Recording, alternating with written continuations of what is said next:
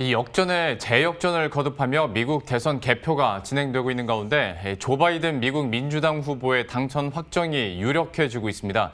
6명의 선거인단만 확보하면 대선 승리가 가능해지는데요.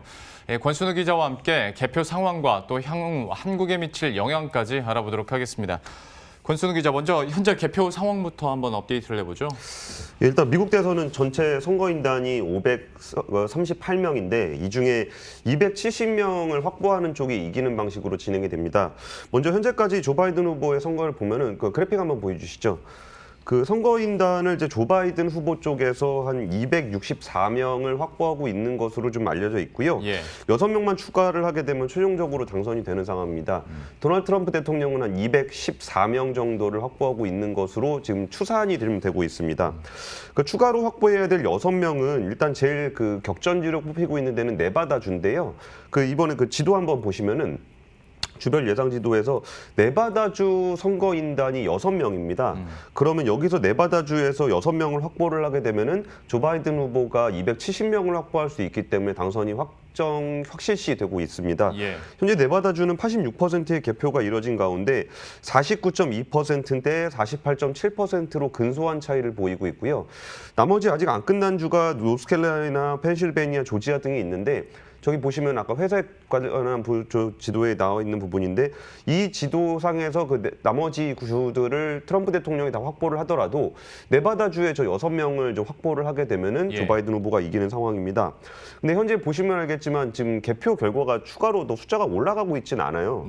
그리고 이거 제가 좀 전에 방송 들어오기 전에 이거 숫자가 왜 안 올라가는 건지를 좀 아는 분들한테 좀 물어봤는데 그 펜실베니아는 지금 개표원들이 다 퇴근을 했대요. 그리고 뭐 미시간 같은 경우는 그 개표 잉크가 떨어져가지고 지금 안 하고 있다 그러고 그 조지아구 주에서는 수도관이 폭발했다는 얘기가 좀 있고 노스캐롤라이나 쪽에서 직계 오류가 있어서 좀 개표가 좀 중단이 됐다 그러는데 이번에 그 미국 그 대선을 보면서 야 선거제도가 좀 굉장히 특이하구나라는 것들을 많이 느끼셨을 텐데 이번에 그 대선 결과를 보고도 뭐 불복을 하냐 뭐 개표가 제대로 진행되냐 안 되는 거 보면서 뭔가 좀 그 미국이라는 나라의 선거가 굉장히 좀 특이하게 좀 진행이 되고 있다는 걸 좀 느끼고 있습니다. 실제로 그 대선 후보들의 반응도 어제 오후 들어서 좀 양갈래로 재밌게 나왔지 않습니까? 이것도 한번 정리를 해볼까요? 그러니까 어제만 하더라도 그 트럼프 대통령이 좀 유리하다라는 얘기가 좀 있다가 그 저희 시간으로는 밤에 바이든 후보가 역전하는 모습을 보이면서 바이든 후보가 이제 결국 그 발언을 통해서 당선에 대한 확신을 좀 드러냈는데요. 그 델라웨어주 연설에서 대통령 당선에 필요한 270명의 선거인단에 이제 도달을 하기에 충분한 주에서 우리가 승리를 좀 하고 있다라고 얘기를 했고 민주주의와 미국의 승리가 될 것이라고 얘기하면서 우리는 민주당원으로서 선거를 하고 있지만 그 미국의 대통령으로서 나는 통치를 하게 될 것이다. 대통령직은 모든 사람을 대표하는 유일한 직책이고 모든 미국을 돌볼 의무가 요구된다. 이 말에서 그 트럼프 대통령이 뭔가 그 자기의 지지 세력, 그 공화당의 어떤 지지 세력만을 타겟으로 하고 있다는 점을 뭐 애둘러서 좀 비판을 한 것으로 보입니다. 전세가 불리해진 트럼프 캠프에서는 미시간주의 개표 중단 소송을 제기를 하고 위스콘신주에는 재검표를 요구를 하면서 반발을 하고 있습니다. 트럼프 캠프는 의미 있는 접근이 허용될 때까지 개표를 중단해달라는 소송을 법원에 제기를 했다면서 의미 있는 접근이 허용되지 않는 상태에서 개봉되는 투표용지들은 다시 투표용지를 개표를 해봐야 된다라고 재검표 요구를 하고 있습니다. 그 트럼프 대통령은 또 우편 투표를 문제를 삼고 있는 상황이어서 선거인단을 확보한 이후에도 최종 확정까지는 좀 시간이 걸릴 수 있습니다. 그 투표용지, 그 우편 투표 같은 경우는 펜실베니아는 6일, 네바다는 10일, 노스캐롤라이나는 12일까지 우편 투표를 받고 있습니다. 이렇게 뭐 재검표랄지 아니면 소송에 따른 불확실성까지 지금 커진 상황인데도 불구하고 시장은 오히려 뭐 좋게 해석을 해 나가면서 오히려 증시는 상승을 하고 있는데 이것도 한번 분석을 해주시죠. 일단 그 간밤에 뉴욕 증시는 기술주 강세에 힘입어서 모두 다 상승 마감을 했는데요. 다우존스 같은 경우는 1.34%, S&P는 2.2%, 기술주 중심의 나스닥 같은 경우는 3.85% 급등하는 모습으로 장을 마감했습니다.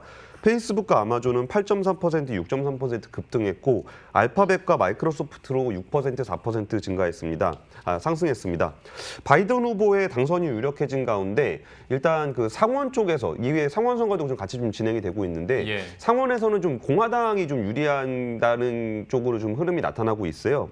이랬을 때 만약에 그 대통령이 민주당, 상원이 민주당을 같이 가져갔다면은 민주당에서 좀 추구하고 있는 어떤 증세라든지 규제 강화라든지 이런 것이 좀 강해질 거라는 우려가 좀 있었는데 대통령은 민주당 바이든 후보가 되더라도 상원을 공화당이 잡게 되면은 아무래도 증세나 규제 부분에서는 조금 더 좀 개선이 되지 않겠느냐라는 그 반응이 좀 나오면서 이런 것에서는 안도감이 표시된 장세라고 좀 해석을 하는 측면이 좀 있고요.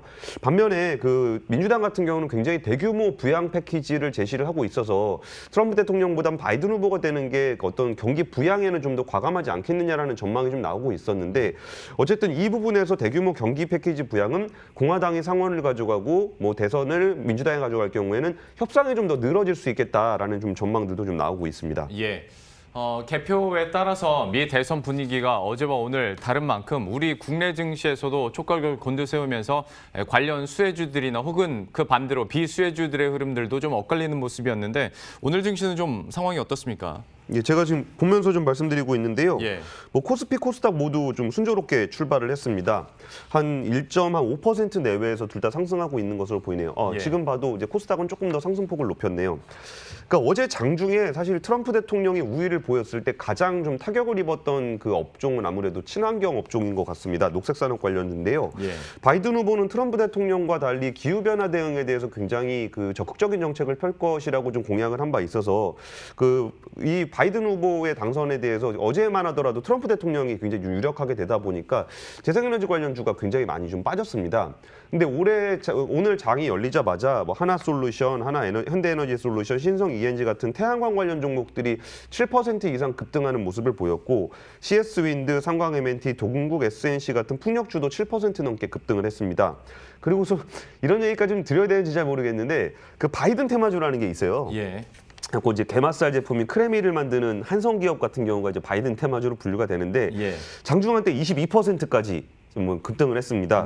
한성기업의 임준표 대표가 미국의 시러큐스 대학교 이제 경제학부를 졸업을 했는데 바이든 후보가 시러큐스 대학에서 박사학위를 받았나 봐요.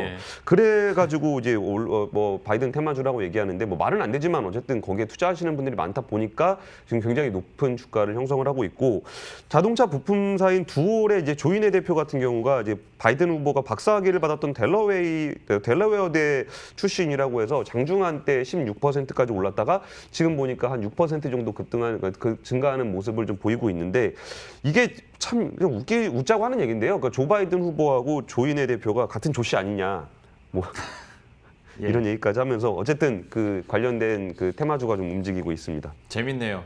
같은 조씨 아니냐라는 걸로 참 이 정도로 좀 불확실성이나 또 심리에 따라서 유동성에 따라서 좀 급등 급락하는 종목들도 나오고 있고 어제 뭐 트럼프 대통령이 좀 우세하다라는 소식 나왔을 때도 기술주나 IT에 대한 안도감이 나오다 보니까 어제 장에서 네이버와 카카오가 아주 크게 급등을 했었는데 오늘 장에서는 다시 조정을 받고 있고 참 어제 오늘 분위기가 많이 다릅니다. 근데 지금 현 상황에서 얘기를 해주신 것처럼 선거인단 6명만 확보를 하게 된다면 지금 바이든 후보가 당선이 될 수 있는 상황인 건데 그러면 됐을 때 한국 경제는 어떤 영향을 미치게 될까에 대해서는 좀 어떻게 분석이 됩니까? 일단은 우리나라가 이제 무역 의존도가 굉장히 높은 나라잖아요. 무역 의존도가 한 63%로 한국 경제는 이게 무역 수출입에 대해서 굉장히 좀 예민한 경제 구조를 가지고 있습니다. 다들 아시다시피 트럼프 대통령이 재임 기간 동안 자국 우선주의, 보호무역주의 이런 걸 하면서 사실 우리나라는 항상 그 진짜 트럼프 대통령의 말 한마디 한마디에 산업이 출렁출렁거릴 정도로 좀 그 불확실성이 큰 상황이었는데 특히 이제 한국 수출 중에 중국이 차지하는 비중이 26.7%로 그 중간재만 한정하면 79%에 달할 정도로 중국과의 교역량이 굉장히 많습니다. 근데 트럼프 대통령이 중국에 대해서 굉장히 강경한 자세를 보여왔기 때문에 예를 들어서 3분기만 하더라도 뭐 하이닉스라든지 삼성이라든지 메모리 반도체 관련해서 굉장히 좀 화웨이 납품에 차지하는 비중이 좀 있다 보니까 좀 타격을 좀 입었습니다. 근데 아무래도 조 바이든 후보가 대통령이 되면은 그 트럼프 대통령 시절에 어떤 특유의 좀 그 강압적이고 일방적인 어떤 통상 환경에서는 조금 더 개선되지 않겠느냐라는 전망들이 좀 나오고 있는데 예를 들어서 우리나라가 그러니까 미국이 수입 자동차에 대해서 관세를 무려 25%를 매기겠다는 무역확장법 232조가 관련해서 한국 자동차 산업이 이거에 대한 위협을 계속적으로 받아왔어요. 그리고 사실 지금 안 받고 있다고는 하지만 지금까지 결론이 난 상황은 아닙니다. 하지만 이런 식으로 어떤 나라에다가 무슨 이렇게 시비 걸듯이 그렇게 위협을 하는 그런 상황들은 좀 개선이 되지 않겠냐는 전망들은 좀 나오고 있습니다. 네, 다만 이게 대중국 압박 정책은 바이든 후보도 트럼프 대통령 못지않게 중국에 대한 압박은 계속적으로 이어갈 것으로 보이고요.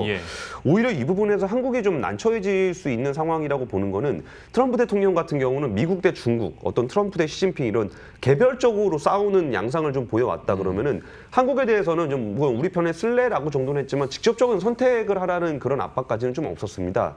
근데 바이든 후보 같은 경우는 WTO나 TPP 같은 어떤 국제 공조를 굉장히 강조하고 있거든요.